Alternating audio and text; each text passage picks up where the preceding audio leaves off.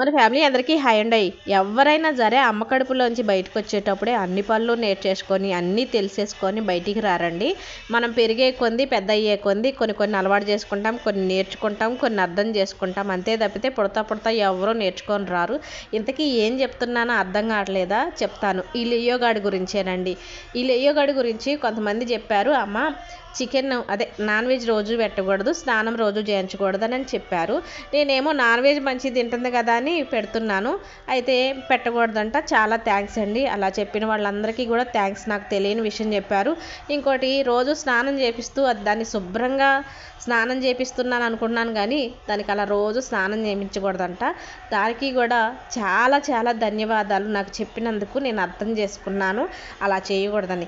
ఇకపోతే మంచిగా చెప్పిన వాళ్ళు కొంతమంది అయితే ఒకళ్ళు కామెంట్ పెట్టారు, మీ యూట్యూబ్ కోసం మీ వీడియోస్ కోసం తెలియని విషయాలని ఎందుకు దాని మీద రుద్దుతారు, దాన్ని ఇబ్బంది పెడుతున్నారు వ్యూస్ కోసం అని కామెంట్ పెట్టారు. మంచి పెడితే నేను ఏదైనా మంచిగా తీసుకుంటా, ఇప్పుడు ఇదైనా మంచిగా తీసుకుంటా, కాకపోతే వాళ్ళకి తెలియాలని ఇలా చెప్తున్నాను. లియో గార్డ్ వచ్చాక నాకు సబ్స్క్రైబర్లు పెరగటం కాదండి.